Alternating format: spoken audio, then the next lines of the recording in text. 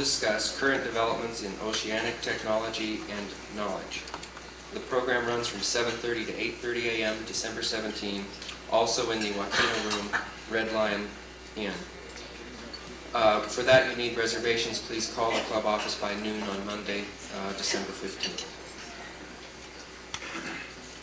Next Friday, December 12th, our speaker will be James H. Stever, Vice President for Oregon Operations, Pacific Northwest Bell. Stever will discuss how advances in telecommunications technology and changes in public policy have changed the rules of the telecommunications game in Oregon, across the nation, and worldwide. What has happened since breakup of the Bell system and where the telecommunications industry is headed will be addressed in his talk entitled Ma Bell's New Family. That program will be here in the Mayfair Room, Weston Benson, at noon. One last announcement. City Club memberships are available now at 1/2 of annual dues. Please consider, as we approach the holidays, a 6-month membership as a gift to a friend, client, business associate, or family member who may be interested in issues facing our community and state. And now, I would like to introduce today's program and speaker. Over the past 8 years, 4 City Club study committees have stated their belief that a strong public university in Portland would benefit the state as a whole. In 1978, the City Club report on the role of Portland State University in the community recommended establishment of a Citizens Council to serve as an advocate for PSU and as an interface between the university and the community. This recommendation was reiterated in our 1980 report on a vision of Portland's future. In 1983, the club recognized the mismatch between supply and need due to the lack of high technology graduate programs in the Portland area, the area of the state in which most high technology industries reside. A club committee that year proposed as a solution the pursuit of a single university in Oregon with major campuses at Eugene, Corvallis, and Portland. This year, in May, our report on a vision for the Central City echoed the 1983 committee's perception of an inequality of status among Oregon's state universities. The report's vision of the Central City in the year 2006 described PSU as a catalyst for economic prosperity and aesthetic inspiration, nothing less than a first-rate urban university playing a prominent leadership role in the community. Our speaker today, Dr. Natale Sicuro, is no stranger to Oregon's system of higher education, having served 8 years as president of Southern Oregon State College. Prior to that, Dr. Sicuro served as Associate Provost for Medical Affairs and Dean of Continuing Education at Kent State University in Ohio, where he was a principal architect in developing an 8-campus system at Kent State. Dr. Sicuro was the recipient of the first PhD awarded in the history of Kent State. He became president of PSU on September 15th of this year and already has developed an ambitious agenda, which includes recruitment of a 45-person executive advisory board. His plan for PSU in the 1990s envisions an era of dynamic growth and development as a partner with the City of Portland. We are honored to hear from him as this new era unfolds. Dr. Sicuro.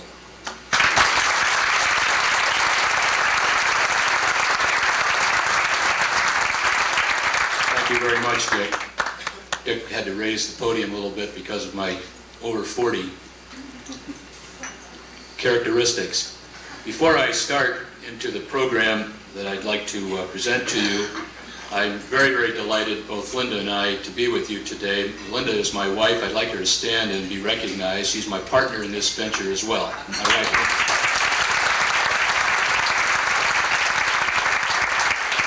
I was also very pleasantly surprised to receive a phone call last night and to learn that a dear friend of mine would be here today. He's not only my friend, but he's my mentor. I'd like to introduce to you President Glenn Olds of Alaska Pacific University, who was the president of Kent State for 6 years, and for whom I faithfully served.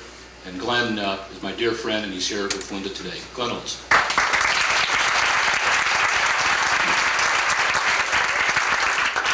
Linda and I indeed want to thank you for your warm welcome of us to Portland. We've only been here less than 3 months, but we've had an opportunity to meet thousands of individuals, many of you in the audience, and I hope that as the years go on, we get to know each and every one of you more personally. I'd also like to commend you for your leadership in the affairs of the university over the years, some of which Dick alluded to, and I know much more than that has taken place. And particularly I'd like to thank Orcelia Forbes, who's sitting up here in front, who's been your president, who really typifies the university's desire to stay involved with the City Club in the city as well. So I'm very, very pleased that the foundation has been laid in ever so many ways by my predecessor, Joe Boumel, who's also a close friend of mine, and all the people who've worked at Portland State over the years to join with you in what I call the last great growth opportunity in the United States of America, and that's the presidency of Portland State University. When Glenn tried to get me to go to Alaska, he kept telling me, this is the last frontier, this is the last frontier. And I said, well, I don't know, Glenn, I don't know. This is the last frontier, but it's a sophisticated frontier. I really mean that, and I'm very, very excited to take on that challenge of being the president of the last great growth opportunity, because I believe that together we can build a great university and a dynamic city and a great state that has worldwide impact. And my enthusiasm is reflected in the ad that we put in the Chronicle for Higher Education for our new provost, our chief academic officer that we're searching for. And I wrote this paragraph: the university is entering a new era of dynamic growth and development as a partner with the beautiful and vibrant city of Portland and the distinctly different state of Oregon in leading the nation into the 21st century. Critically positioned on the Pacific Rim, Portland State University's strong liberal arts and sciences program augment its major thrust in international trade and business, high technology engineering, urban education and research, planning and social work in the fine and performing arts, along with other distinctive components of its mission. A doctoral granting university, Portland State's potential for growth is unparalleled in today's higher education setting. The provost will have extraordinary opportunities to lead a faculty rich and diverse in preparation and experience to exciting achievements and contributions in the years ahead.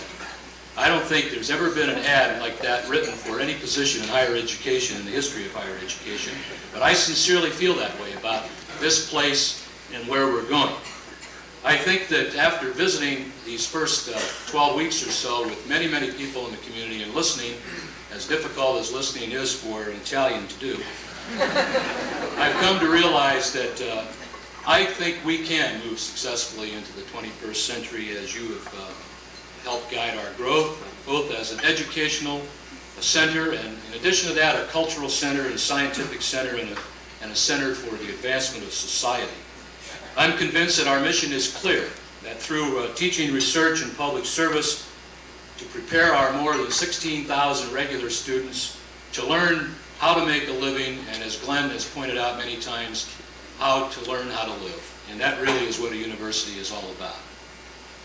We have a much larger university than 16,000. I don't think many of you realize that we have a heavy continuing education program. And when you add the numbers that come through the portals of Portland State in a year's time, last year we reached 40,000. And that's quite different from 9,000 that you see thrown around as a figure. It's quite different, and it's important to know the difference because the legislature, the people of this state, must know the magnitude of our endeavor in order to support it and to know what it's all about. Portland State has granted over 45,000 degrees in its history, 10,000 of them masters, 157 doctorates. Last year granted 2,000 degrees. We have an enormous investment within the park blocks of 39 buildings that are valued conservatively at $220 million with a $60 million operating budget. This all amounts to about a $200 million annual economic impact on the city of Portland and environs. Now, it's because of some statistics like this that we have been pushing very, very hard in recent years to indicate and to hope that the rest of the people in this state and nation recognize higher education as a #1 priority in its state to move the economy into viable positions. It is indeed the driver of economic development. And I'm very pleased that Governor Atiyeh, in his last 2 years particularly, put that in each of his speeches as saying that that was his #1 priority, higher education, and he has put his reputation on the line, and he came through for us. And in my judgment, in talking with both Norma Paulus before the election and Neil Goldschmidt, and now that Neil has won, we'll be talking with him again and again, but I'm hoping that he indeed will also say, as the great governors of the great states in this nation, that higher education is the #1 priority in this state, because it will indeed attract and develop brains and talent. It will indeed develop startup companies and participate in the growth and development of all private and public enterprises, and it indeed will attract foreign investment that only a great global university and a great system can do. And I feel that we are very much on that road to being great. We are a unique partner with our 7 other colleges and universities in this state. I was just mentioning to Bill in an aside that we don't have a competitive stance with Oregon and Oregon State. We erased the inferiority complex my first day on the job. We're working with them as integral partners to move this state ahead and to carry out the mission of the State Board of Higher Education. And indeed, I'd like to take a moment to thank the board and the legislature, and particularly Vera Katz, who's here today, and her leadership and the rest of the legislature for making it a lot easier for me to come into Portland as the president of this university. We've accomplished a great deal in laying the groundwork for Portland State to bounce very, very high in the years to come, because it's clear now that our mission has been given to us by the task force that completed its work about a year ago. I'm in full support of that mission, even though I didn't have anything to do with it. But I'm also in full support of the strategic plan for the state of Oregon, of which I had a lot to do with. In fact, when I first came to this state, it was very divided as to whether we should have a strategic plan. And when Bud Davis came on as chancellor, and with the board at that time being positioned with the legislature, it was the thing to do, and it's paid off because this state now knows where it's going with regard to its higher education system. And indeed then, with the mission that Portland State had drawn up for it, and for which I fully support, we're now going to take that conceptual plan of the strategic plan and develop it into a detailed, specific plan that we're calling the Portland State Plan for the 90s. This has been a very successful type of a process and product for me in my professional life, and I have no reason to believe that it won't be here in Portland. With that, it isn't going to be a plan we're going to put on a shelf. It's going to be a dynamic, living plan that we're going to update every 2 years, that will be in sync with the legislative session. It will have specific time frames in which to get things done, and I can tell you that the staff, my cabinet, the rest of the university is being tuned into that process, and we will have indeed on January 1 of 1988 our first product of the Portland State Plan for the 90s that will be heading into the 89-91 legislative session. Now, in order to carry out the development of a plan, you have to have good people, and you have to have a lot of people, and you have to have a structure that will make that happen. And as Dick pointed out, we took the recommendation of the Portland City Club with respect to a university advisory board very seriously. And we did it not necessarily because you said it was good, but because it's worked well for us over the years. I'm glad you said it, because it gave us even more support for doing it. At Kent State, as Glenn knows, we had at one time 13 campuses that were merged into 8 because of some state action. But we had very, very viable and receptive and responsive and sensitive advisory board members that undergirded the strength of the university. You're going to be very pleased when I announce the members of the University Advisory Board in a week or so. I hope you will. I think you will. They're going to be the cross-section of this community of leadership in the minority groups as well, in business and industry and education. And it's going to be an advisory board that's going to make things happen for Portland State in the years to come.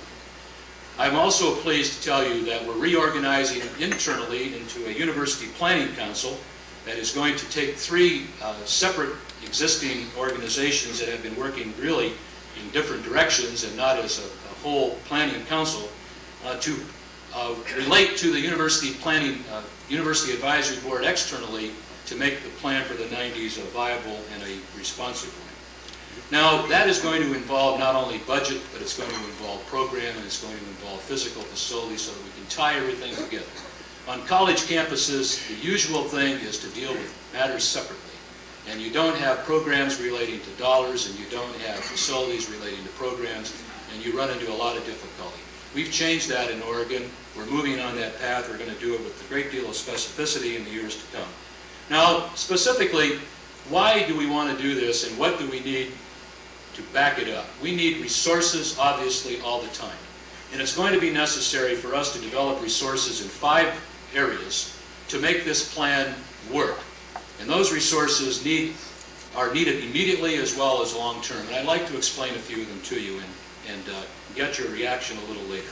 First and foremost, at the top of the list is the legislative agenda for 87-89. Number 1 on that list is faculty salaries. We clearly in Oregon are in the bottom third of faculty salaries in this nation with our competitor institutions, and if we're going to be a great state and be attractive to the business and industry and do what we want to do for our citizenry, we have to have a better track record than that. And I want to compliment again Vera and the legislature and the governor for making a gigantic leap from 50th to 33rd in a period of 2 years in our standing in the nation, but we're not finished yet.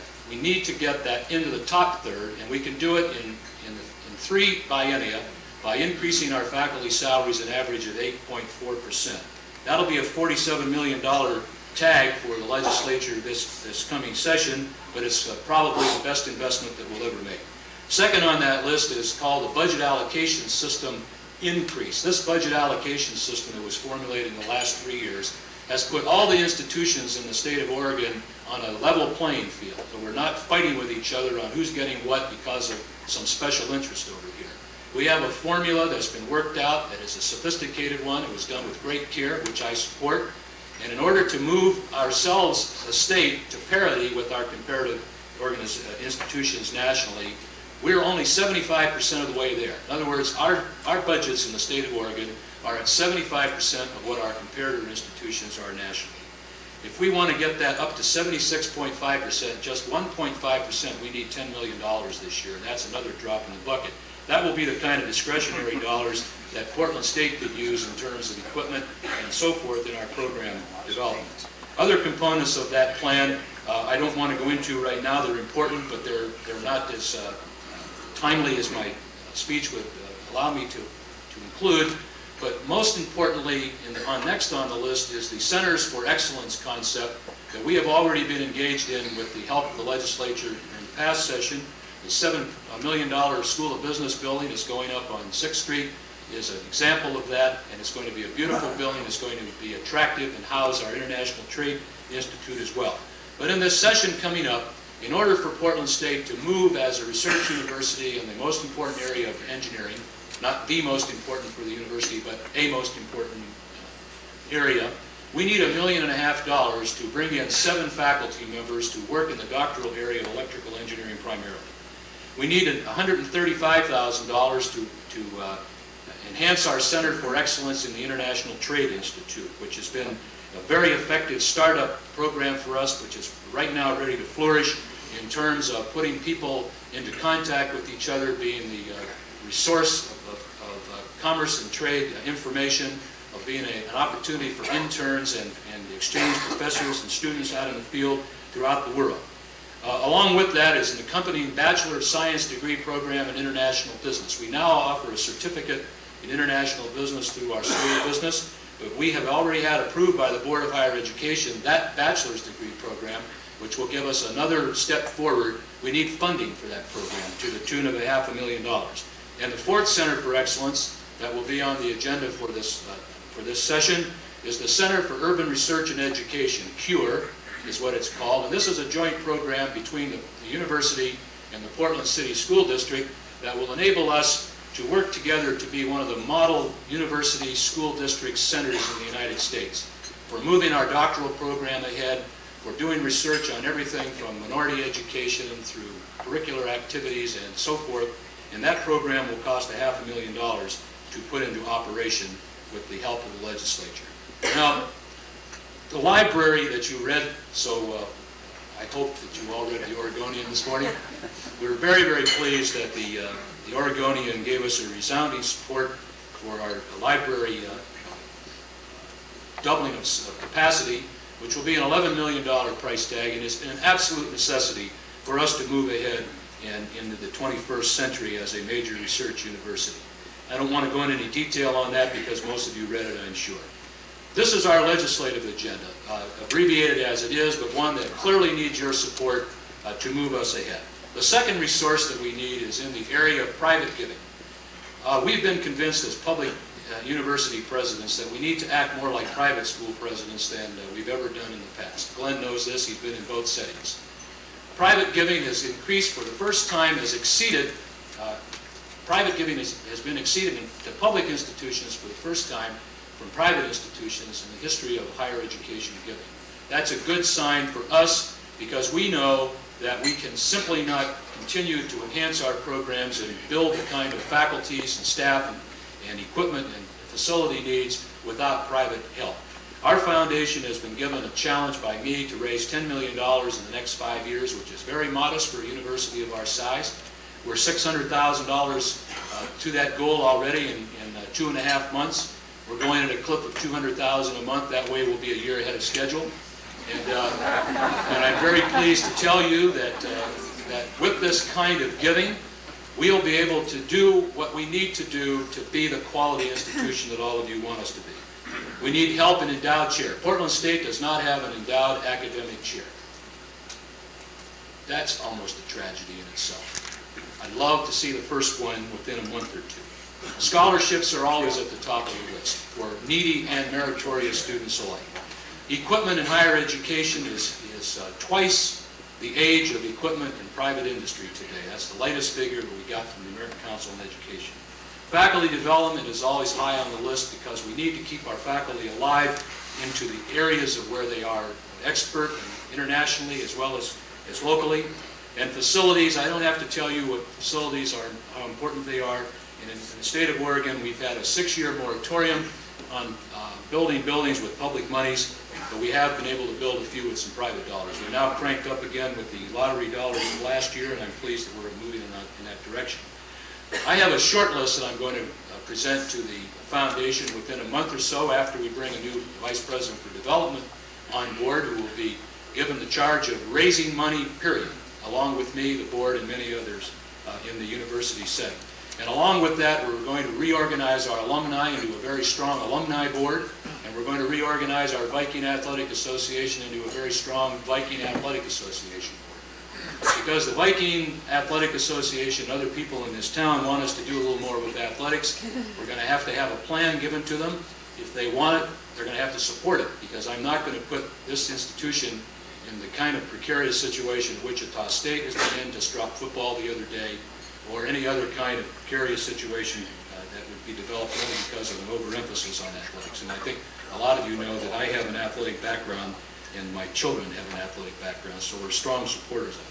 Third major area of resourcefulness that we need to increase dramatically at our university is in the grants and gifts area and contracts that come from other than private sources but through the federal and other opportunities.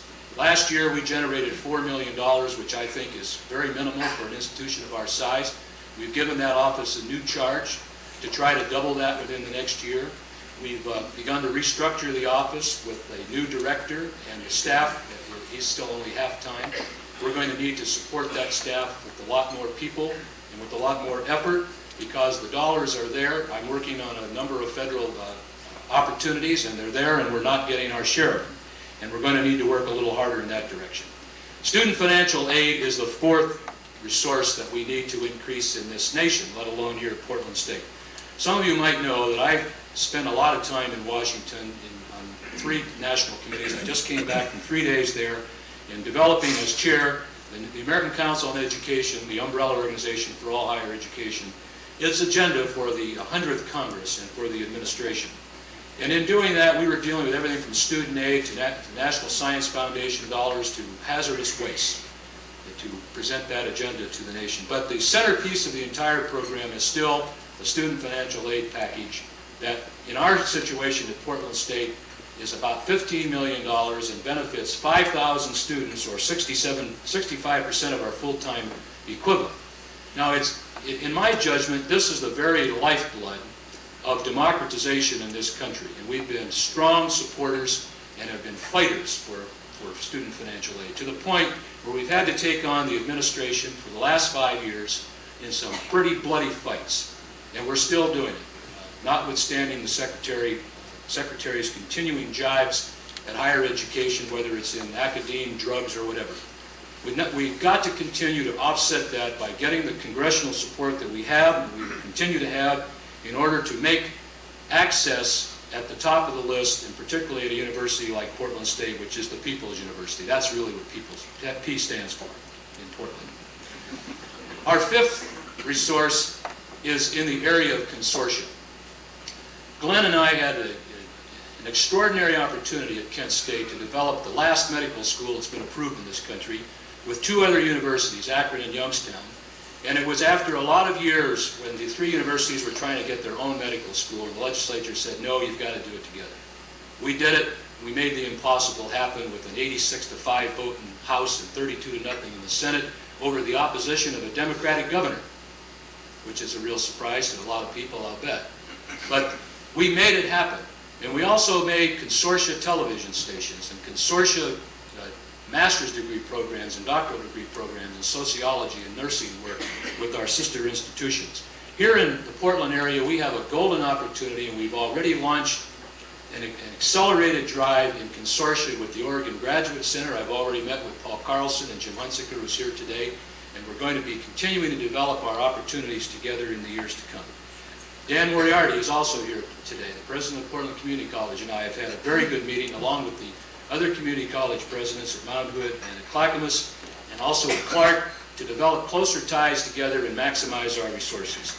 I'm going to invite the private school presidents to a meeting early in the year to form a higher education council of Greater Portland that will engage in more activity and interplay among the institutions to make more things happen.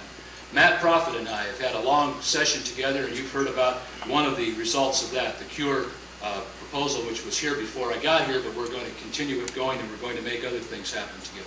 In addition to that, we now have 22 programs that we're working with the Portland City Schools.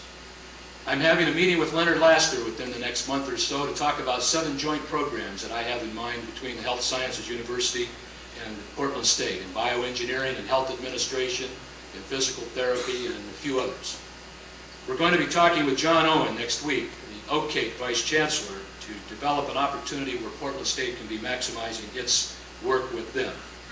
We've already been over to Clark County to talk with Joe Johnson, the president of Clark College, but we're going to step beyond that, and we're going to talk about setting up an office in Clark County to serve those people better and more efficiently.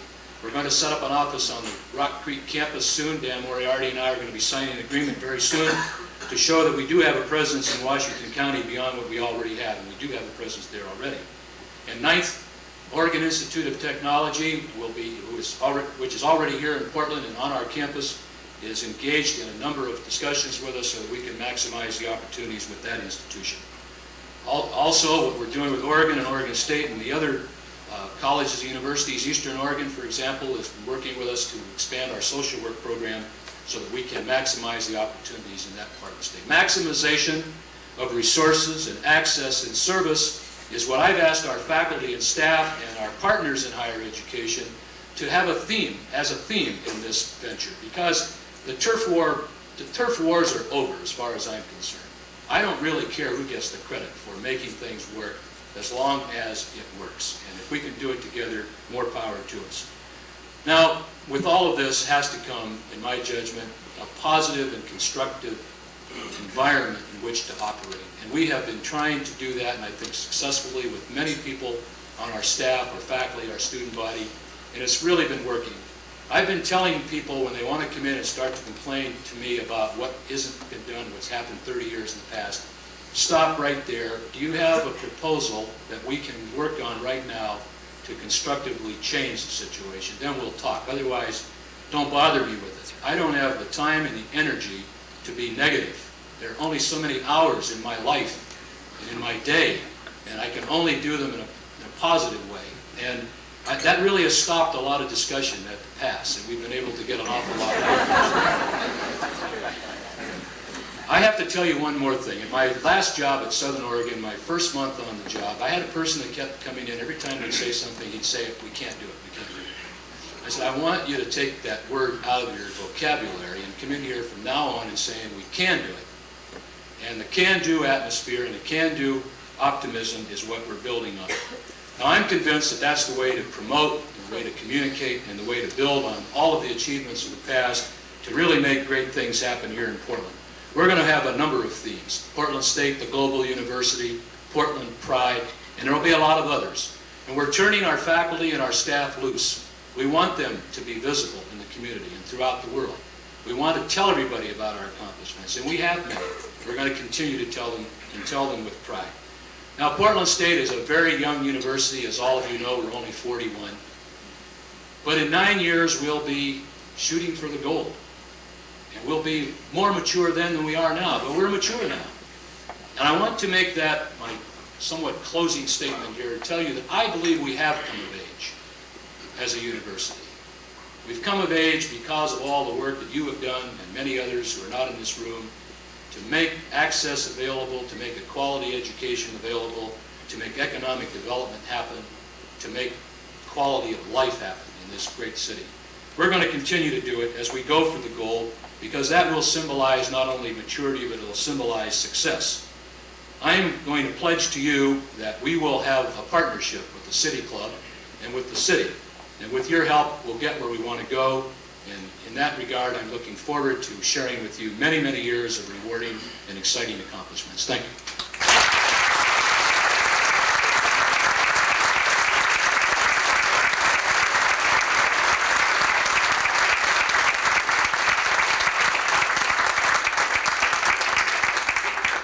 Thank you very much, Dr. Sicuro. It is time now for questions from our audience. City Club members only may pose questions. For the benefit of our radio audience, please use the microphone, which should be provided. If not, stand where you are. There's no microphone. There it comes. The privilege of asking the first question is that of today's board host, Bill Lesh.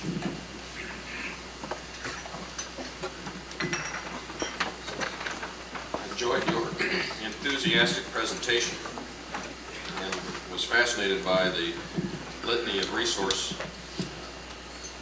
allocations that you're seeking.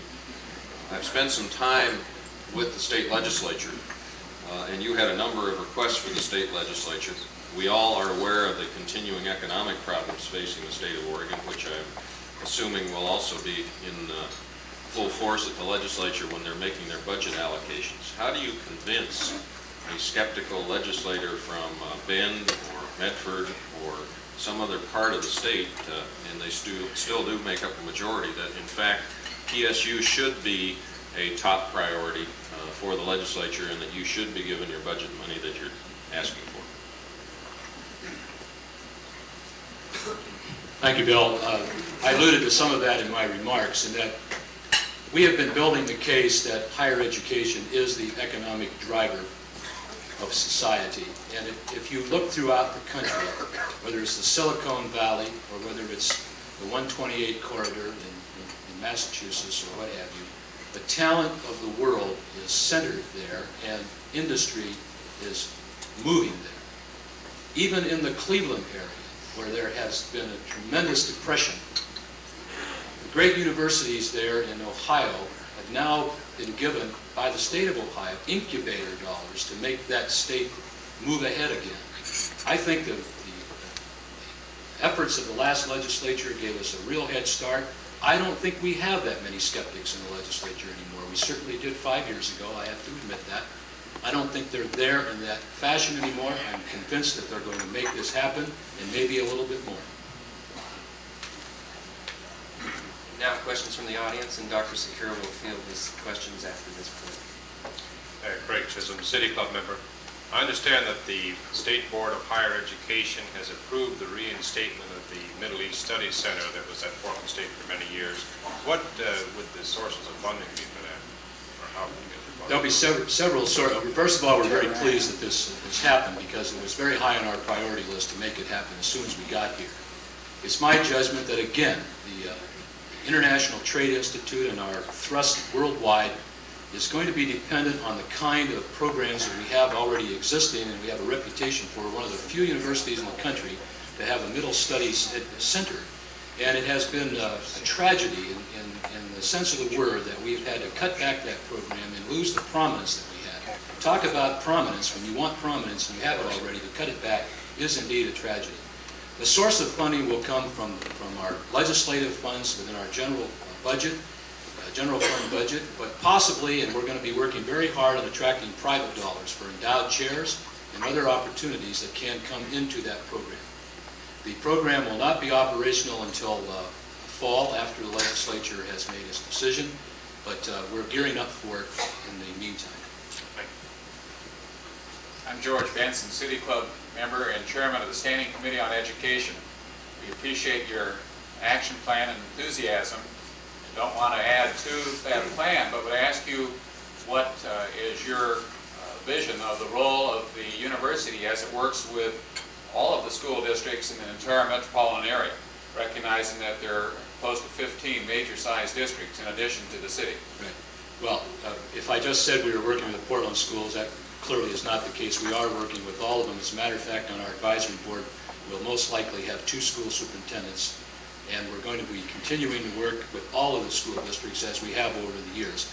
I'm putting Margaret Dobson, my executive vice president, in charge of all of these liaison operations, and she will be reporting to me on a consistent, current basis as to what we're doing with all of the school districts. So the plans are very definitely there, and you haven't added any, it's there already. Could I ask maybe to embellish that with a comment on teacher education, how you see the university working with teacher education? Well, first and foremost, through our doctoral program, we hope to be able to allow the opportunities to be there for faculty in the public schools and administrators to continue their degree programs and improve their skills and talents through our doctoral program, as well as our master's program.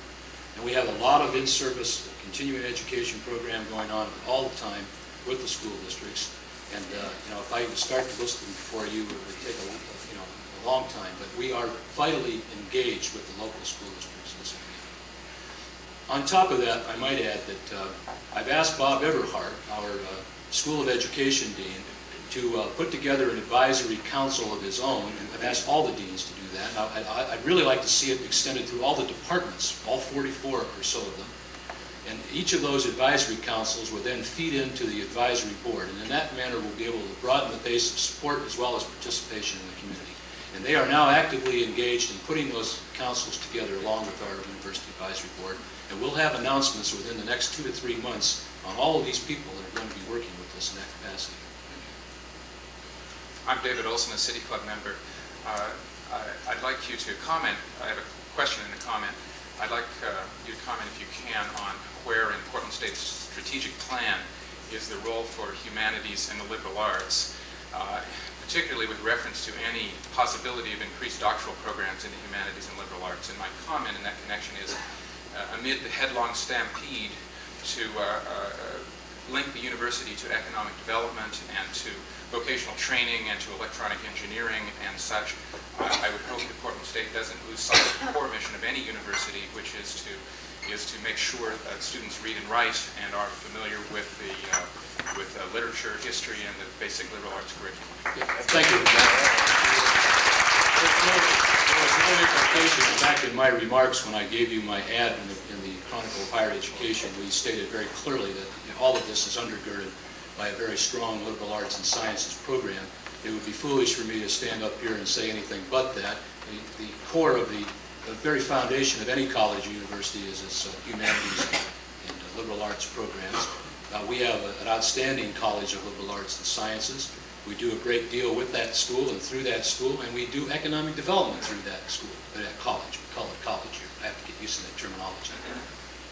What I'm referring to there is that when you attract people to the community, they're going to be attracted by the humanities and the fine performing arts as well as the high-tech pizzazz that you have and that we have in this community. It all comes together. Not one of these areas is being sacrificed for the other. I can guarantee you they won't be, because my personal background is in all of these fields, in several of these fields in the humanities, and I don't intend it to happen from the president's standpoint. And I'm sure that the advisory council and the university advisory board won't let me make it happen. So I do appreciate your comments. Now on the doctoral side, we are indeed discussing with the Oregon Graduate Center what more we can do in the area of graduate programs in the College of Liberal Arts and Sciences, and we'll probably go beyond that to some standing proposals of our own as the propitious time approaches. Right now, we've got to be very careful not to propose too many new programs to the board and to the legislature and snow them with what happened in the 60s and the early 70s. We've got to be very, very careful these days because they're holding us accountable to them, not only from the standpoint of mission, but from the standpoint of expenditure. But our intent is to keep working on them and to make them happen when the time is right. My name is Selena Autumn, City Club member, and my question really is a follow-up to David's. I was so glad he asked that one. You already at PSU have some wonderful performing arts programs, and the ones that stand out in my mind are the Floor Stand Trio and Company We Keep as being resident companies of the university. Do you have any specific plans to continue or grow upon the performing arts programs you have now? We certainly do. I've already met with Jimmy DePriest and have made a tour of the facilities downtown. I've charged my Dean of Fine and Performing Arts, Wilma Sheridan, with coming up with a facility and program sharing opportunity in the city. As you know, we're vitally involved, as you point out, in two areas. We also have a large representation in the symphony and in our other music programs. I think we have a fine performing arts hall. It's in a dilapidated old building that I hope we can dress up in the years to come. But the reason why we're going into sharing facilities venture is that I'm convinced, after having come from Ashland and that beautiful campus we have down there with a museum of art and a theater and a beautiful music hall, that every university should have that. Well, if the university, being so close and being in the city and being the city, can share it with the city, then we can accomplish that mission. But I can assure you, too, that I probably personally go to more musical productions and theater productions than I do football games. That's my life. And the symphony. James Lehman, City Club member. I'm a member of Global Tomorrow Coalition, as well as a media person, but as you probably already know, Global Tomorrow Coalition is a coalition of major environmental groups throughout the United States and some foreign countries, as well as world population control, and one of the emphasis, of course, is global planning. And you mentioned PSU as a global university. I was thinking this might be a good opportunity, and I was thinking that it might even be a good opportunity for PSU, and I wanted your response, to be a university that does coordination with business development, economic growth, global planning, and environmental planning for the world, and perhaps using media in a more powerful way than we have in the past. Thank you. I'm convinced that we do already, but it can be improved on, and I've got a couple of deans here today. I'd be very happy to talk with you. I think I saw Virgil Miller, and I think Nohat is here. Nohat? Okay, our Dean of Urban Affairs is here, and we are going to continue on the same theme that you just espoused in making those goals come about as well. I'm Arch Dyack, chairman of the Oregon Parks Foundation. I was fascinated with your presentation today. I heard with some alarm, however, that you said your idea box was getting fairly full. I'd like to drop another idea. It's never full. You heard wrong. Give me 5 or 10 more. It's come to our attention that there is available through cooperation with another of the colleges in this region, a potential cooperative venture in establishing a learning center in the middle of the gorge, the Columbia Gorge.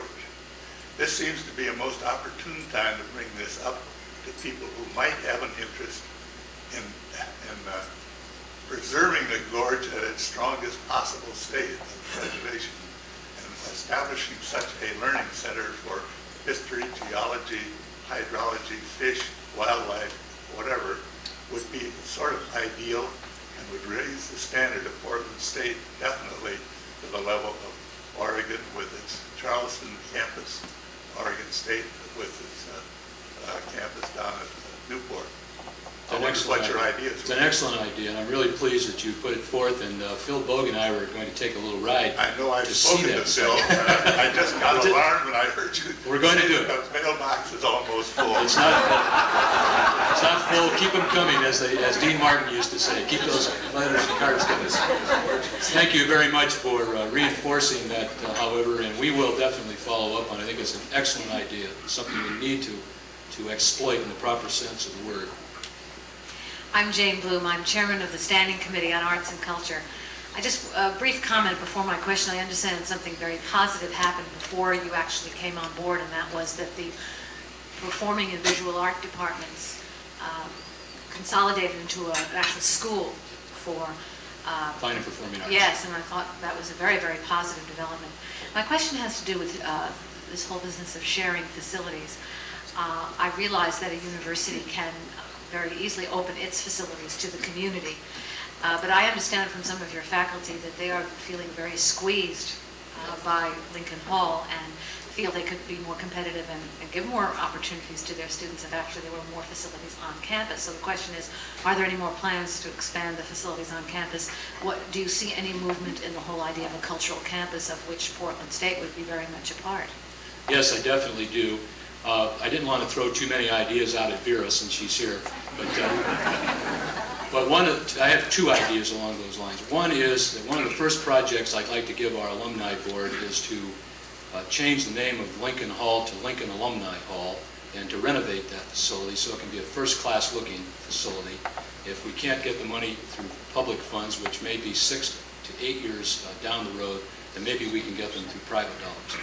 Secondly, if we can't effectuate a sharing of facilities operation in the city with Civic and with Schnitzer and with the Art Institute and so forth, the museum, then maybe we'll have to ask for additional facilities on our campus or away from our campus. And incidentally, not only is the Gorge opportunity a very viable one, but in our campus development plan that we're now about ready to give to the Board of Higher Education for its approval, we've already been working with the city, we have some opportunities to discuss off-campus branches, or as we had in Ohio, we'd be a little closer, of course, here, but one of those may indeed be a fine and performing arts facility. If we can't do it away from, we do it if we can find some space, and we have a little bit of space left, we do it right where we are now. But it is definitely in our planning, and we're going to, having come from Ashland with the magnificent facilities we had there, I've come into a culture shock on our campus. As beautiful as Lincoln, the auditorium is in terms of a high-quality performing center, it's the only one we have. And we have dance, and we have theater, and we have music, and we have pitiful facilities for dance. I'm astounded what a tremendous program that Nancy has been able to develop in light of the poor facilities that she has. So we're behind you, and we're going to work in that direction as well. Mary McWilliams, City Club member.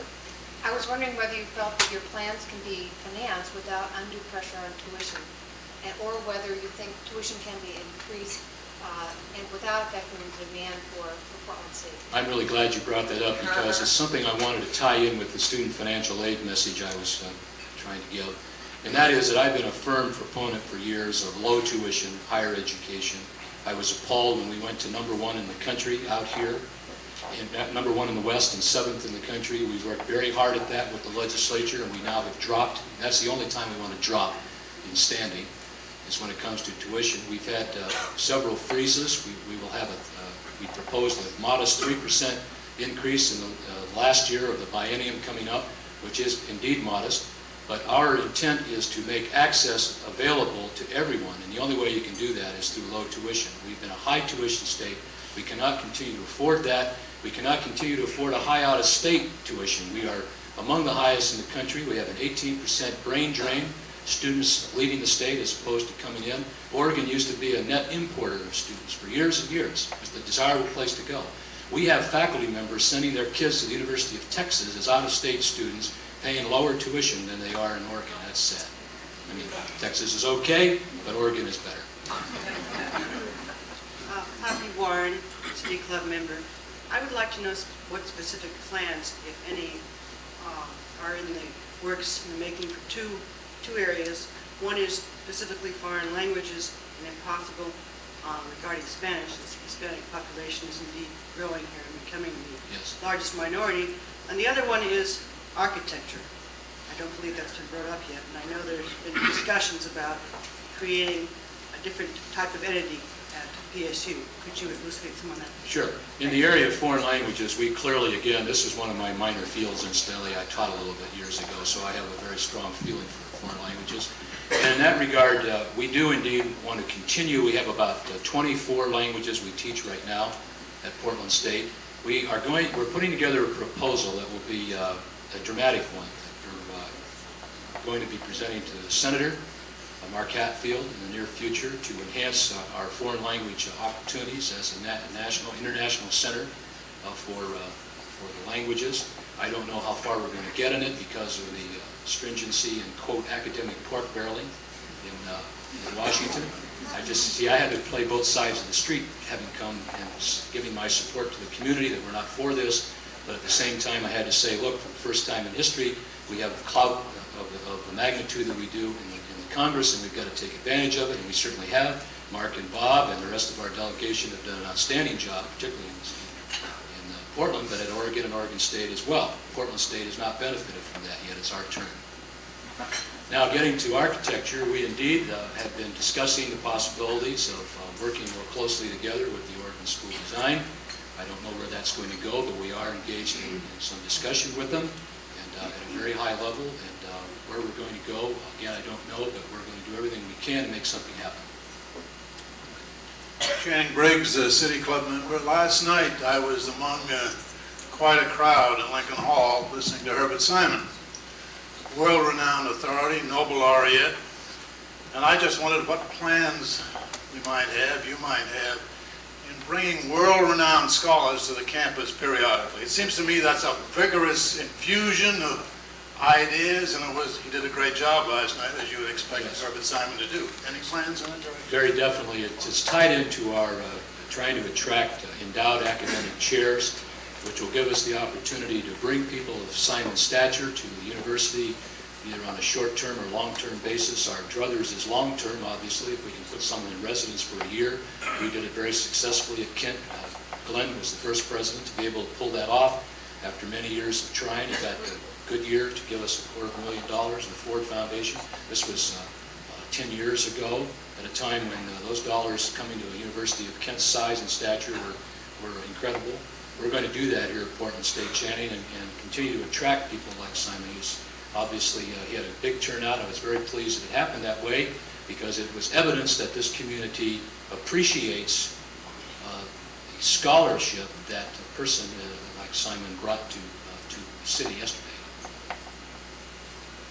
Mr. President, my name is Len Bergstein. I'm a member of City Club and a strong supporter of PSU, so please don't misinterpret the remarks that I'm going to make now. A good deal of your presentation was regarding fundraising, particularly in the private sector. A number of organizations are also at the same time going out for fundraising.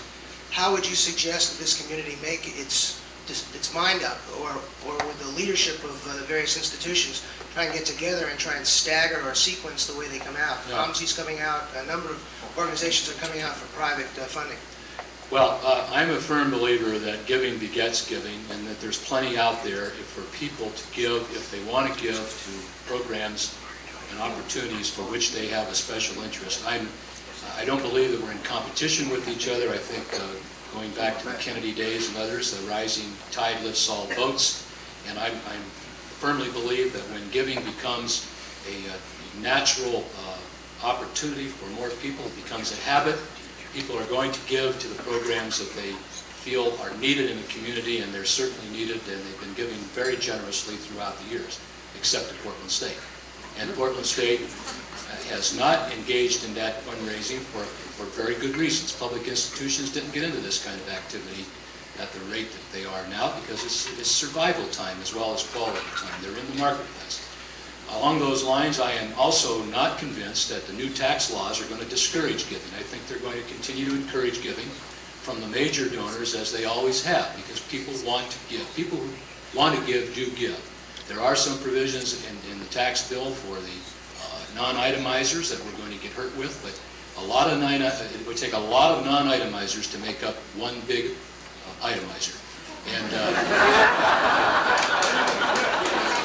we're going to concentrate our efforts on all people, but certainly we're going to do it in the spirit that giving is good.